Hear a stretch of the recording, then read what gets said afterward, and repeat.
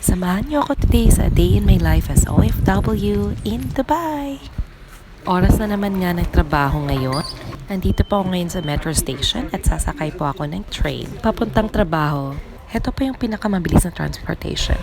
Aside from car or any private vehicles, kung meron po. So from On Passive Metro Station, it takes 15 minutes to reach Soba Realty Metro Station, kung saan ako bababa na malapit sa work ko. So while on the way nga po sa trabaho, makikita niyo po yung view. Sobrang ganda. Papuntang Dubai Marina. At sa mga building designs nila, maa-amaze ka talaga. At nakarating na po ako sa office and ready to start na pong magtrabaho. As OFW po sa ibang bansa, yes, sobrang hirap po na malayo sa ating mga pamilya. Kailangan nating kumayod para sa kanila. Kaya sa mga overseas Filipino workers dito sa Dubai at sa ibang bansa, laban lang. Kakayanin natin to.